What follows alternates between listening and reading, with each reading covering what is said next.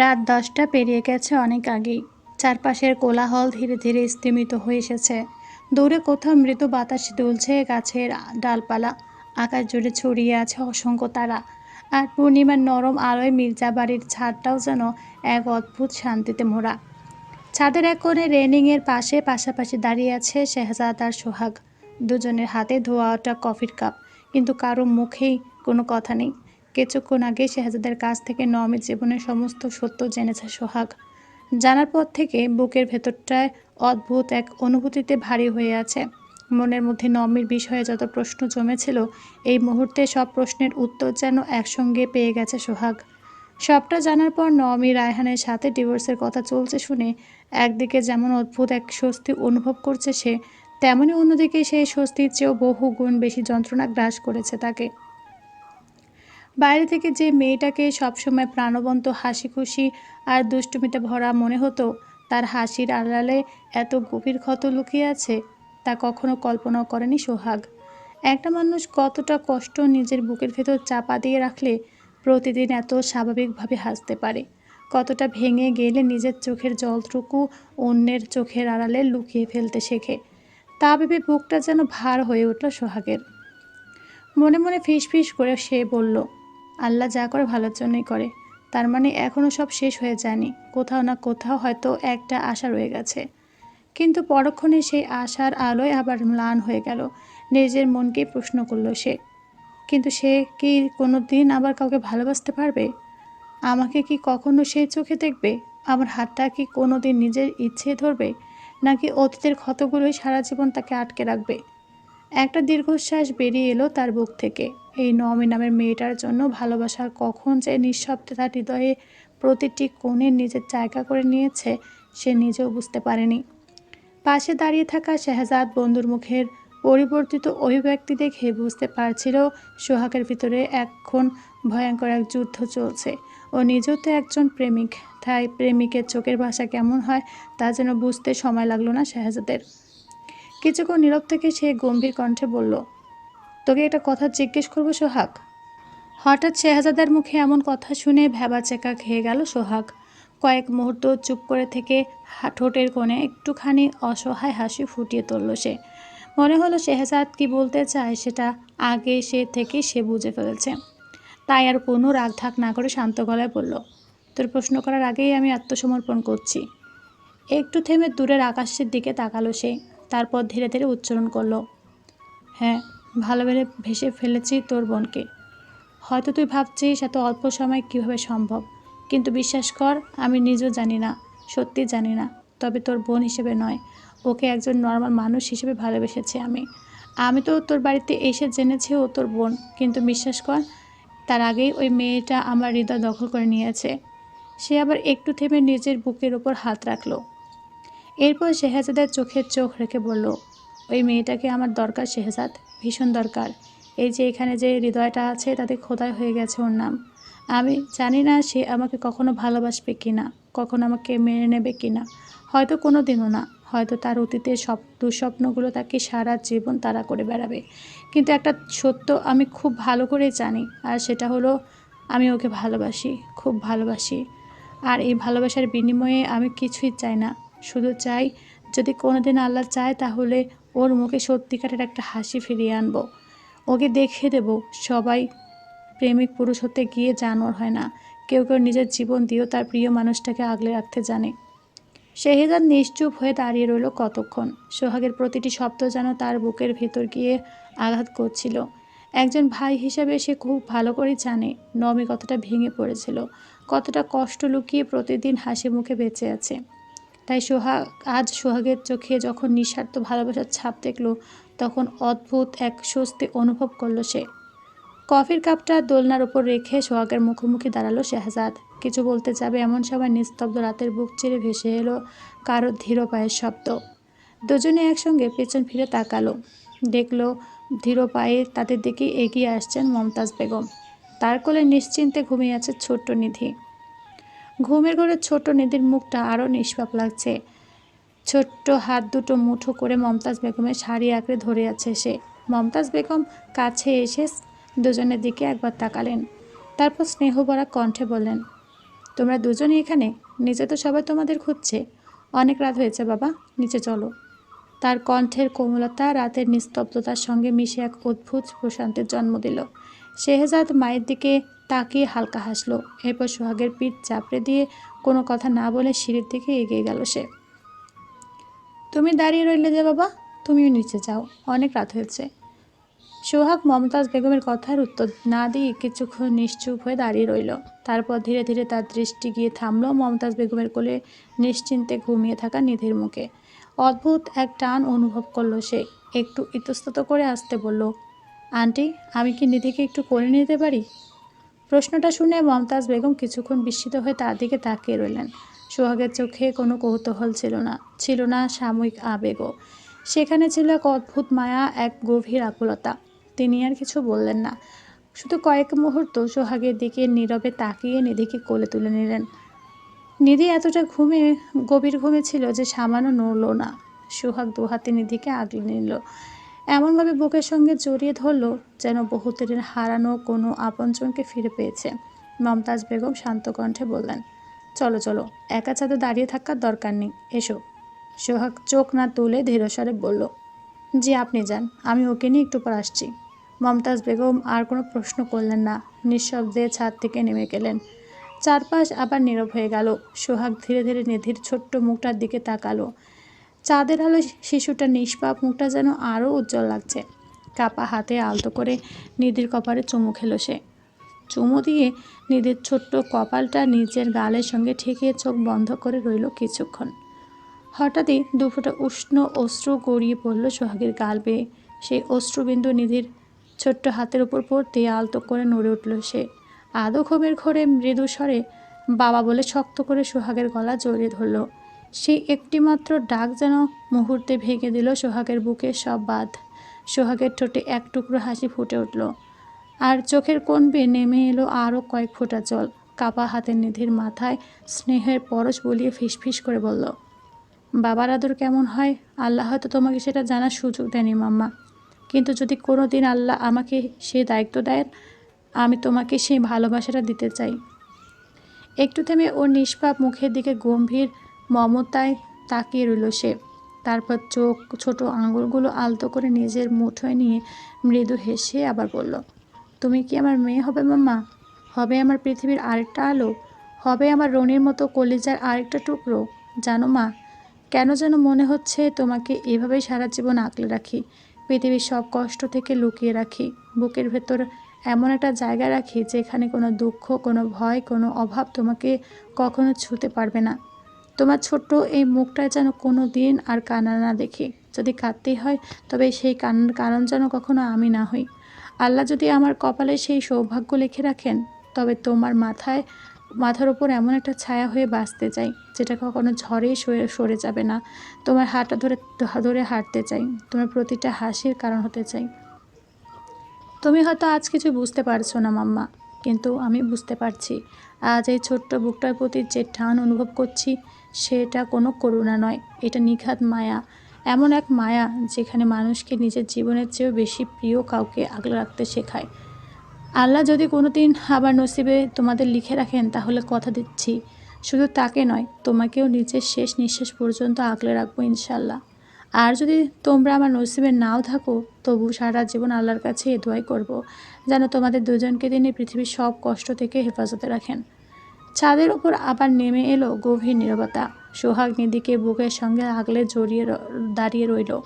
শীতল বাতাস এসে ছুঁয়ে গেল সোহাগের মুখ। সে একবার আকাশের দিকে তাকালো, তারপর নিধির কপালে শেষবারের মতো চুমু খেয়ে ধীর পায়ে সিঁড়ির দিকে এগিয়ে গেল। মির্জাবাড়ির দ্বিতীয় তলার করিডর তখন একেবারে নিস্তব্ধ। ঘড়ি কাটা 12টার ঘরে নিচতলায় অতিথিদের কোলাহল অনেকটাই থেমে এসেছে। শুধু দূর থেকে ভেসে আসছে মানুষের মৃদু কথাবার্তা আর মাঝে মধ্যে ক্ষীণ ও হাসির শব্দ। শেহজাদের বেডরুম ফুলে সাজানো, বিছানায় এক করে নিশ্চুপ হয়ে বসে আছে আরহা। গাঢ় মেরুন রঙের ভারী বেনারসি সোনালি জরি সূক্ষ্ম নকশা, গলায় একাধিক স্বর্ণের হার, হাতের চুড়ির ঝংকার, কপাল জুড়ে টিকলি, নাকের নথ, চোখে গাঢ় কাজল। নববধূর সাজে তাকে যেন অপার্থিব সুন্দর লাগছে। কিছুক্ষণ আগে মমতাজ বেগম, মেনি বেগম আর ওর কাজিনরা হাসি ঠাট্টা করতে করতে তাকে এই ঘরে বসিয়ে দিয়ে গেছেন। যাওয়ার সময় মমতাজ বেগম বারবার বলে গেছেন শেহজাদ না আসা পর্যন্ত একদম শাড়ি খুলবে না, গয়না খুলবে না, কোনোভাবে সাজ নষ্ট করবে না। ওরা চলে যেতে মায়া শিউলির কথা মনে হলো আরহার। প্রায় অনেকক্ষণ পর্যন্ত নজরে পড়েনি ওদের। হয়তো খাওয়া দাওয়া শেষে চলে গেছে ওরা, তাই এটা নিয়ে আর মাথা না ঘামিয়ে একটা দীর্ঘশ্বাস ফেলল সে। ভারী বেনারসি গায়ে একের পর এক গহনা, সব মিলে ভীষণ অস্বস্তি লাগছে। গরমে কপাল বেয়ে ছোট ছোট ঘামের ফোঁটা গড়িয়ে পড়ছে। ইচ্ছে করছে শাড়িটা বদলে হালকা কিছু পরে নিতে, গয়নাগুলো খুলে একটু স্বস্তির নিঃশ্বাস ফেলতে। কিন্তু মমতাজ বেগমের কথাগুলো মনে পড়তেই আর সাহস হলো না। তার উপর আজকের রাতটাই তো অন্যরকম, জীবনের প্রথম বাসর রাত। বুকের ভেতর অজানা এক অনুভূতি বারবার উকি দিচ্ছে। লজ্জা, সংকোচ, উত্তেজনা আর একরাশ অকারণ ভয়, সব অনুভূতি যেন একসঙ্গে ভিড় করে এসেছে। বারবার মনে হচ্ছে আর একটু পরে শেহজাদ এই ঘরে আসবে, কিন্তু তারপর উফ উফ, লজ্জায় দু চোখে হাত দিয়ে দিল সে। বুকের পুকানিটা যেন আরও বেড়ে গেল। আরও কিছুক্ষণ চুপচাপ বসে থাকলো আরহা। হঠাৎ করেই খট করে একটা শব্দ হওয়ায় বেশ চমকে উঠল সে। প্রথমে মনে হলো শেহজাদ এসেছে, কিন্তু দরজার দিকে তাকাতে দেখল না, দরজা বন্ধ। পরক্ষণে নিজের মনের ভুল ভেবে আবার শান্ত হয়ে বসলো আরহা। এমন সময় গা গুলিয়ে উঠল যেন। আজ সারাদিনের দৌড়চাপ, মানসিক চাপ আর প্রিয় মানুষটাকে নিজের করে পাওয়ার উত্তেজনায় ঠিক মতো কিছুই খাওয়া হয়নি। তাই বলে খালি পেটে অদ্ভুত রকম গা গুলিয়ে উঠছে। মাথাটা কেমন যেন ভার ভার লাগছে। আর বসে থাকলো না সে, ধীরে ধীরে বিছানা থেকে নেমে দাঁড়ালো। চোখে মুখে একটু পানি দিলে হয়তো ভালো লাগবে, ওয়াশরুমে গিয়ে একটু পানি দিয়ে আসি। নিজের মনে কথাটা বিড়বিড় করে বলে ওয়াশরুমের দিকে পা বাড়ালো আরহা। ঠিক সেই মুহূর্তে হঠাৎ করে প্রচণ্ড জোরে একটা হাঁচি শব্দ ভেসে এলো। নিস্তব্ধ ঘরের ভেতর শব্দটা এমনভাবে প্রতিধ্বনি হলো যে আরহা ভয়ে প্রায় লাফিয়ে উঠল। তার চোখ বিস্ফোরিত হয়ে গেল। ওয়াশরুমের দিকে বাড়ানো পা থেমে গেল মাঝপথে। কয়েক সেকেন্ড নিঃশ্বাস বন্ধ করে স্থির হয়ে দাঁড়িয়ে রইল সে। কাঁপা কাঁপা কণ্ঠে ফিসফিস করে বলল, কে কে ওখানে? কিন্তু কোনো উত্তর এলো না। ঘর জুড়ে আবার নেমে এলো নিস্তব্ধতা। আরহা ধীরে ধীরে চারপাশে তাকাতে লাগলো। ভয়ার্ত চোখে পুরো ঘরটা একবার দেখে নিল, কিন্তু না, কেউ তো নেই। রাতের নিস্তব্ধতায় আর কোনো শব্দও শোনা গেল না। হয়তো সে ভুল শুনেছে, এমনটা ভেবে আবারও ওয়াশরুমের দিকে পা বাড়াতেই আবারও এমন জোরে হাসি শব্দ ভেসে আসতেই পুরো শরীর শিউরে উঠল আরহার। পর মুহূর্তে ছেলেবেলার সেই সব গল্পগুলো মনে পড়ে গেল ওর। গ্রামের বাড়িতে খালামণি নানির মুখে শুনেছে নতুন বউদের ওপর নাকি জিনের আসর পড়ে, তাই বাসরাতে নতুন বউদের একা থাকতে নেই। তখন গল্প মনে করে হেসেছিল সে, কিন্তু আজ এই নির্জন ঘরে একা বসে সেই কথাগুলো যেন বারবার মনে হচ্ছে। অজান্তে বুকের ভেতরটা কেঁপে উঠল। শক্ত করে শাড়ির কোণাটা হাতে চেপে ধরল সে। এরপর মনে মনে বিড়বিড় করে আতুর করছে আর তিনকুল পড়তে লাগলো। শেহজাদ এখনও আসেনি। চারদিকে এমন নীরবতা যে নিজের হৃদস্পন্দনের শব্দ স্পষ্ট শোনা যাচ্ছে।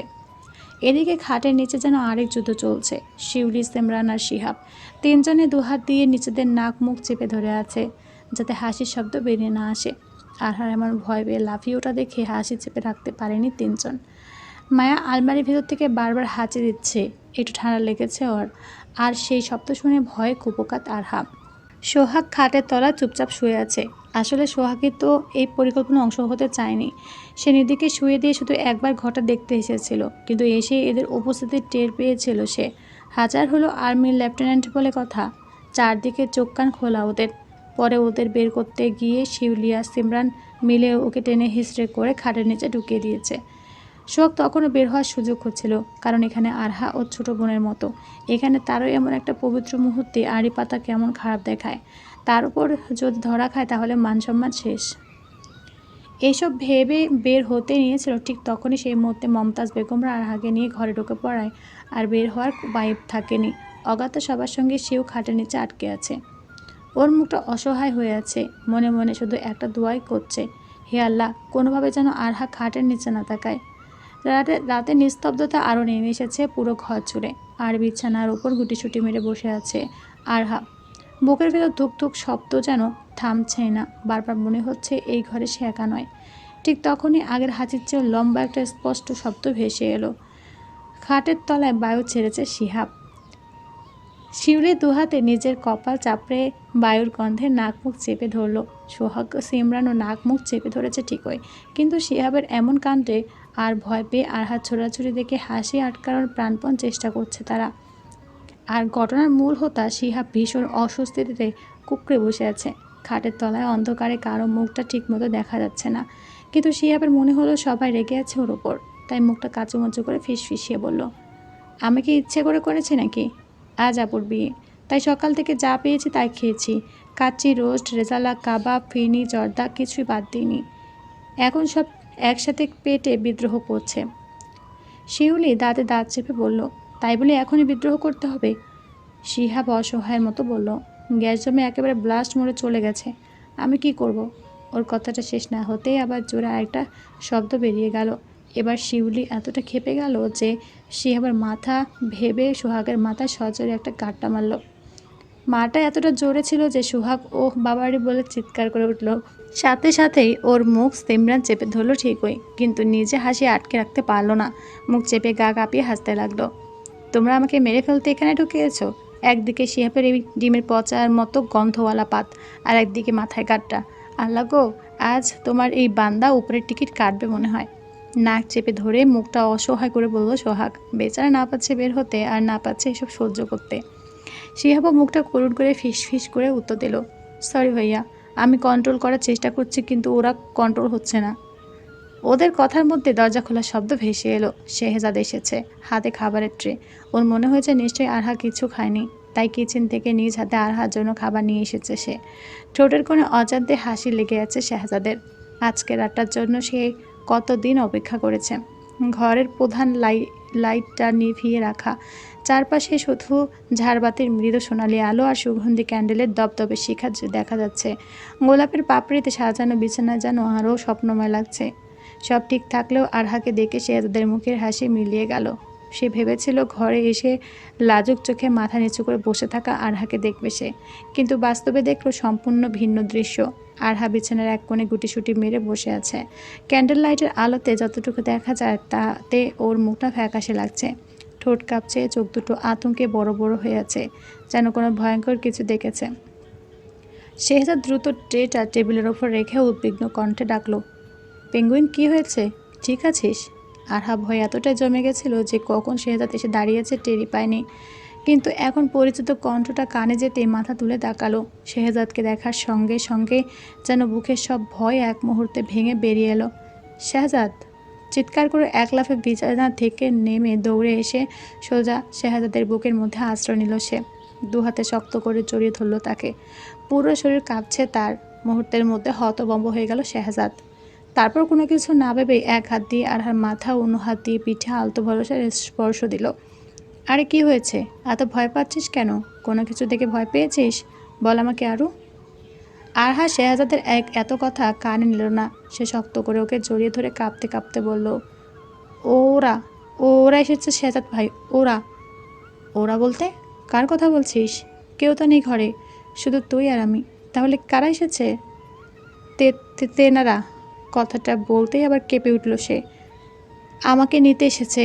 আমি নানির কাছে শুনেছি নতুন বউ একা থাকলে তেনারা নিতে আসে। আমিও একা ছিলাম, তাই তেনারা বারবার শব্দ করছিল। আমাকে নিতে এসেছে শেহজাদ ভাই, তেনারা এসেছে। কথাটা বলে শেহজাদকে জড়িয়ে হাউমা করে কেঁদে উঠল আরহা। শেহজাদ ভ্রু কুঁচকে চারদিকে তাকালো। কেউ তো নেই। তাহলে কার ভয় কাঁপছে আরহা? কেউ আবার ঘরের লুকিয়ে বসে নেই তো? আজ তো বাসরাত, বলা যায় না। নিশ্চয়ই এমন কিছু হবে, না হলে আরহা ভয় পাবে কেন? দেখ আরু, তেনারা তেনারা তুই কার কথা বলছিস আমি জানি না, তবে মনে হচ্ছে কোনো একটা গন্ডগোল আছে। তুই এখানে একটু বস, আমি দেখছি। আরহা তো ছাড়লই না, উল্টো আরও শক্ত করে জড়িয়ে ধরল। তা দেখে অসহায় চোখে তাকালো শেহজাদ। সে কিছুই বুঝতে পারছে না। ঘরে তো কাউকে দেখা যাচ্ছে না, কিন্তু আরহার অবস্থা দেখে বোঝা যাচ্ছে মেয়েটা সত্যিই ভয়ে অস্থির হয়েছে। সে নরম গলায় বলল, শোন, আমি চলে এসেছি। এখন আর কোনো ভয় নেই। কোথাও যাবো না জান, শুধু লাইটটা জ্বালাই। এক সেকেন্ড প্লিজ আরু। এদিকে খাটের নিচে লুকিয়ে থাকা চারজনের অবস্থা শোচনীয়। শিউলি দাঁত চেপে শিহাবের দিকে তাকিয়ে আছে। একদিকে ভয়ে প্রাণ উষ্টাগত, তার ওপর শিহাবের এই বায়ু, সব মিলিয়ে শোচনীয় অবস্থা। সেখানে আপাতত শিহাবের পাদের গন্ধ নিয়ে কোনো মাথা ব্যথা নেই। সে শুধু মনে মনে দোয়া পড়ছে যেন ধরা না পড়ে, আল্লাহ যেন বাঁচিয়ে দেয়। শিহাবও এবার প্রাণপণে নিজেকে সামলানোর চেষ্টা করছে। আর না, আর একটুও না, মনে মনে নিজেকে বোঝাচ্ছে সে, কিন্তু বিধিবাম। পরের মুহূর্তেই এবার আগের সব রেকর্ড ভেঙে আরও জোরে শব্দ বেরিয়ে গেল। নিস্তব্ধ ঘরে শব্দটা এমনভাবে প্রতিধ্বনি হলো যেন মুহূর্তে সব থমকে গেল। আরহা আতঙ্কের চোখ বড় বড় করে শূন্যে তাকিয়ে রইল আর ঠোঁট কাঁপল। আল্লাহ! কথাটা শেষ হওয়ার আগে শেহজাদের বুকে একবারে ঢলে পড়ল আরহা। শেহজাদ দ্রুত দুহাতে জাপটে ধরল তাকে, মেঝেতে পড়ে যাওয়ার আগে। আরহা নিস্তেজ শরীর নিজের বুকে আগলে নিয়ে সজোরে চিৎকার করে উঠল শেহজাদ, আরু! রাত অনেক গড়িয়ে গেছে। মির্জাবাড়ির দ্বিতীয় তলায় সেই ফুলে সাজানো বেডরুমে এখন আর বাসর রাতের উচ্ছ্বাসের কোনো ছাপ নেই। কিছুক্ষণ আগেও যেখানে হাসি ঠাট্টা দুষ্টুমি আর কৌতূহলের পরিকল্পনা চলছিল, সেখানে এখন নেমে এসেছে অদ্ভুত এক নীরবতা। বিছানার এক কোণে মিনি বেগমকে শক্ত করে জড়িয়ে বসে আছে আরহা।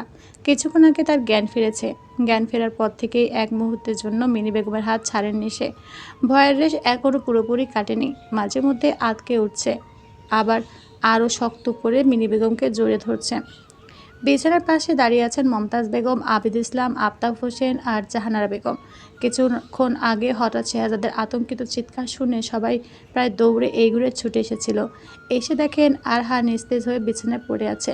শেহজাদ দিশেহারা হয়ে ওর জ্ঞান ফেরানোর চেষ্টা করছে। সেই দৃশ্য দেখে মুহূর্তে সবার বুক কেঁপে উঠেছিল। আরহার কি হয়েছে? এমন প্রশ্ন করতে শেহজাদ ততটা স্বাভাবিক থাকার চেষ্টা করে বলছে, আরও আজ বিয়ের উত্তেজনায় মনে হয় সারাদিন ঠিকমতো কিছু খায়নি। এত মানসিক চাপের মধ্যে ছিল, আর এমন না খাওয়াতে হয়তো প্রেশার ফল করেছে, তাই সেন্সলেস হয়ে গেছে। এখন ভয় পাওয়ার কিছু নেই। ছেলের কথায় পুরোপুরি আশ্বস্ত না হলেও আপাতত আর কিছু জিজ্ঞেস করেনি কেউ। ডাক্তার ডাকানোর প্রস্তুতি নেওয়া হয়েছিল, কিন্তু এর মধ্যে আরহার জ্ঞান ফিরতেই সবাই কিছুটা স্বস্তির নিঃশ্বাস ফেলেছে। এমন সময় তড়িঘড়ি করে হাতে এক গ্লাস গরম দুধ নিয়ে ঘরে প্রবেশ করলো নমি। এরপর আরহার দিকে এগিয়ে গিয়ে দুধের গ্লাসটা ওদিকে বাড়িয়ে দিয়ে কোমল স্বরে বলল, এই নে আরু, এটা একটু একটু করে খেয়ে ফেল তো দেখি। পুরোটা শেষ কর, তারপর দেখবি শরীরটা অনেক ভালো লাগবে। আরহা একবার গ্লাসটার দিকে তাকালো, তারপর নমির মুখের দিকে। কয়েক মুহূর্ত ভেবে কিছু না বলে ধীরে ধীরে মিনি বেগমের বুক থেকে মাথাটা সরালো। তারপর দুহাতে গ্লাসটা ধরলো ঠিকই, কিন্তু হাত দুটো এখনও কাঁপছে। নমি সেটা বুঝতে পেরে গ্লাসটা নিজেই ধরে রাখলো। মৃদু হেসে বলল, এত লজ্জা পাওয়ার কী আছে? আর নিজের হাতেই যে খেতে হবে তার কি কোনো মানে আছে? আমি ধরেছি, তুই শুধু খা। আরহা বাধ্যমের মতো ছোটো ছোটো চুমুকে গরম দুধটা খেতে শুরু করলো। ঘরে আবারও নেমে এলো গভীর নীরবতা। শুধু গ্লাসে চুমুক দেওয়ার ক্ষীণ শব্দ আর সবার ভারী নিঃশ্বাস, এ দুটোই যেন জানান দিচ্ছিল কিছুক্ষণ আগের ঘটনাটা এখনও কারো মন থেকে মুছে যায়নি। অন্যদিকে ঘরের একপাশে সারিবদ্ধভাবে মাথা নিচু করে দাঁড়িয়ে আছে শিউলি, মায়া, সিমরান, শিহাব, সোহাগ আর তাদের সঙ্গে থাকা বাকি কাজিনরা। কারো মুখে কোনো কথা নেই। কিছুক্ষণ আগেও যাদের মুখে ছিল চাপা হাসি, এখন তাদের সবার চেহারায় স্পষ্ট অপরাধবোধ। ঘরের ভিতরের ভারী নীরবতায় ভাঙলেন আফতাব হোসেন। তিনি ধীরে ধীরে সবার দিকে একবার তাকিয়ে শেষে দৃষ্টি স্থির করলেন শেহজাদের উপর। কপাল কুঁচকে গম্ভীর স্বরে বললেন, আরহাত যা হওয়ার তো বুঝলামই, কিন্তু ঘরে আসার পর থেকে এদেরকে এভাবে দাঁড়িয়ে থাকতে দেখছি। কী হয়েছে শেহজাদ? সবাই এভাবে মাথা নিচু করে দাঁড়িয়েছে কেন? পাশ থেকে অবাক কণ্ঠে যোগ করলেন মমতাজ বেগম, তুমি ঠিকই বলেছ, আমিও কিছু বুঝতে পারছি না। শেহজাদের চিৎকার শুনে দৌড়ে এসে দেখি এরা সবাই এমন করে দাঁড়িয়ে আছে। প্রায় আধা ঘন্টা হয়ে গেল, একজনও নড়ছে না। কি হয়েছে বলতো শেহজাদ? শেহজাদ একবার দীর্ঘশ্বাস ফেলল, তারপর চোখ তুলে একবার পুরো ঘরের দিকে তাকালো। সবাই এমনভাবে মাথা নিচু করে দাঁড়িয়ে আছে যে মনে হচ্ছে যেন বিচার সবাই আসামির কাঠগড়ায় দাঁড়িয়ে আছে। ঠিক তখনই আরহারও খেয়াল হলো ব্যাপারটা। এতক্ষণ নিজের ভয় আর দুর্বলতা নিয়েই ব্যস্ত ছিল সে, এদিকটায় খেয়াল করেনি তেমন। কিন্তু এবার চারপাশে চোখ বুলাতেই ভ্রু কুঁচকে গেল। শিউলি, মায়া, শিহাব, এদের শাস্তি পাওয়াটা হয়তো স্বাভাবিক। ওরা যা ফাজিল, সবসময় কিছু না কিছু একটা করে থাকে, তাই ওদের নিয়ে তেমন কিছু ভাবছে না। কিন্তু সোহাগ, সেও তো মাথা নিচু করে দাঁড়িয়ে আছে। কিন্তু কেন? কি করেছে এরা সবাই মিলে? বিষয়টা একদমই ভালো লাগলো না আরহার। সোহাগকে সে নিজের বড় ভাইয়ের মতোই সম্মান করে। যদি সে কোনো কিছু করেও থাকে, তবু এভাবে সকলের সামনে আসামির মতো দাঁড়িয়ে থাকাটা মোটেও ভালো লাগছে না। সবার সঙ্গে সোহাগে দাঁড়িয়ে থাকাটা যেন আরহার বুকের ভেতর অস্বস্তির কাঁটা হয়ে বিঁধল। এক মুহূর্তের মধ্যে মাথায় এলো একটা বুদ্ধি তার। এই মুহূর্তে যদি সবার মনোযোগ অন্যদিকে ঘুরিয়ে নেওয়া যায়, তাহলে হয়তো এই অস্বস্তিকর পরিস্থিতিটা শেষ হবে। ভাবনাটা মাথায় আসতে হঠাৎ সে কপালে হাত চেপে ধরল। এরপর মুখটা কুঁচকে কষ্টের ভান করে মৃদু আর্তনাদ করে উঠল। আবার মাথাটা ঘুরছে আম্মু, কিছু মেডিসিন থাকলে দাও না, খেয়ে নেই। ঘরে উপস্থিত সবার দৃষ্টি ওর দিকে ফিরে গেল। আবেদ ইসলাম এগিয়ে এসে আরহার মাথায় হাত বুলিয়ে দিয়ে বলল, মেডিসিন তো আছে রে মা, কিন্তু খালি পেটে তো খাওয়া যাবে না। আগে কিছু খেয়ে নে, এরপর মেডিসিন নিস। এটাই তো চাইছিল আরহা, মনে মনে মুচকে হাসলো সে। এরপর শরীরটা আবার খারাপ দেখানোর ভান করে বলল, তুমি ঠিক বলেছ বাবা, আর আমি সারাদিন কিছু খাইও নি। সত্যি আমার খুব ক্ষুধা লেগেছে আম্মু, ভীষণ ক্ষুধা। প্লিজ তোমরা সবাই এখান থেকে যাও, আমি একটু খেয়ে নিই, এরপর বিশ্রাম নিলে ঠিক হয়ে যাব। কথাগুলো বলার সময় তার চোখ একবারের জন্য সোহাগের দিক থেকে সরে গেল না। চোখের ভাষাতে যেন সে বলতে চাইছিল, আর শাস্তি দিও না, ওদের সবাইকে ছেড়ে দাও। আরহার কথা শেষ হতেই ঘর জুড়ে কয়েক মুহূর্তের জন্য নেমে এলো এক চাপা নীরবতা, যেন সবার নিঃশ্বাসও থমকে গেছে। আফতাব হোসেন স্থির দৃষ্টিতে তাকিয়ে রইলেন আরহার মুখের দিকে, চোখে মুখে ক্লান্তি, ঠোঁটে কৃত্রিম হাসি। মেয়েটাকে তিনি খুব ভালো করে চেনেন, জন্ম না দিলেও নিজের হাতেই তো বড় করেছেন। আরও যতই ক্ষুধার্ত থাকুক না কেন, কখনো এত মানুষের সামনে নিজে থেকে খাবার চাইবে না, এমন স্বভাব তার কোনোদিনই ছিল না। অভিজ্ঞ শিক্ষক সুলভ দৃষ্টি মুহূর্তে বুঝে নিল আরহা শুধু শরীর খারাপের কথা বলছে না, সে ইচ্ছে করে প্রসঙ্গটা ঘুরিয়ে দিতে চাইছে, সবাইকে অন্যদিকে ব্যস্ত রাখতে চাইছে। সবটা বোঝার পরও তিনি এমন ভান করলেন যেন কিছুই বুঝতে পারেননি। খাবার অবশ্যই খাবে মা, কিন্তু তার আগে আমার যে একটা প্রশ্নের উত্তর চাই। কথাটা বলে ধীরে ধীরে দৃষ্টি সরিয়ে আনলেন শাহজাদের দিকে। ছেলেটার মুখভঙ্গি তার চোখে হারায়নি। স্বাভাবিক থাকা যত চেষ্টা করুক, চোখে গভীরে যেন কোথাও একটা অস্বস্তি স্পষ্ট। দেখো শেহজাদ, হয়তো তোমাকে আমি জন্ম দেইনি, কিন্তু তাই বলে তোমার মনের কথা বুঝতে পারবো না এমনটা ভেবো না, ভুলে যেও না। এই দুই হাতে তোমাকে আগলে রেখেছি, মানুষ করেছি। তোমার চোখের ভাষা পড়তে আমি আজও ভুল করি না, তাই সাবধান, ভুল করেও আমার কাছ থেকে কোনো কিছু লুকানোর চেষ্টা করবে না। আফতাব হোসেনের কণ্ঠে কঠোরতা ছিল না, ছিল শুধু এক অদ্ভুত দৃঢ়তা। কথাগুলো শুনে শেহজাদ কিছুক্ষণ নির্বাক হয়ে তাকিয়ে রইল আফতাব হোসেনের দিকে, যেন মুহূর্তের জন্য কি বলবে সেটাই খুঁজে পাচ্ছে না। শুধু শেহজাদ নয়, ঘরে উপস্থিত প্রত্যেকেই থমকে গেছে। মিনি বেগমের চোখে বিস্ময়। আবেদ ইসলাম ঠোঁট চেপে দাঁড়িয়ে আছেন। নওমি, জাহানারা বেগম আর মমতাজ বেগম একবার শেহজাদের দিকে, একবার আফতাব হোসেনের দিকে তাকাচ্ছে। আসলে এতক্ষণ সবাই আরহার শারীরিক অবস্থা নিয়ে এতটাই ব্যস্ত ছিল যে অন্য কারো আচরণ খেয়াল করার সুযোগই হয়নি। কিসের কথা বলছো তুমি আব্বু? কি লুকাচ্ছে ভাই? আর এখানে লুকানোর মতো আছেটা কি? নমির কথা শুনে মুচকি হাসলেন আফতাব হোসেন। এরপর বললেন, কি লুকোচুরি হচ্ছে সে তো শেহজাদ আর আরহাই ভালো বলতে পারবে। আসলে এই ঘরে আসার পর থেকে দেখছি ওরা সকলে মাথা নিচু করে দাঁড়িয়ে আছে। প্রথম খটকা না লাগলেও যখন আরহা খাবার চাইল তখন একটু খটকা লেগেছেই, কারণ বাইরের লোক কেউ না বুঝলেও আমরা যারা বাড়ির লোক আছি তারা খুব ভালো করে জানি আরহা কখনো ঘরভর্তি মানুষের সামনে খাবার চায় না। ওর যতই ক্ষুধা লাগুক, ও কখন এত লোকের মাঝে খাবার চায় না। তিনি ধীরে ধীরে চারপাশে তাকালেন, কারো চোখে চোখ রাখতে পারল না কেউ। প্রত্যেকে যেন অকারণে অস্বস্তিতে ভুগছে। মৃদু নিঃশ্বাস ফেলে আফতাব হোসেন বললেন, কেন জানি মনে হচ্ছে এরা সবাই মিলে আমাদের কাছ থেকে একটা বড় সত্য লুকিয়ে রাখছে। শিক্ষক মানুষ আমি, সারা জীবন ছাত্রদের মুখ দেখেই তাদের মনের অবস্থা বুঝে এসেছি। আজও সেই অভ্যাসটা বদলায়নি, আর এখন এদের প্রত্যেকের মুখে একই অস্থিরতা, একই দ্বিধা দেখতে পাচ্ছি। এই লুকোচুরির কথাটা বললাম। একটু থেমে তিনি সরাসরি শাহজাদের চোখে চোখ রাখলেন।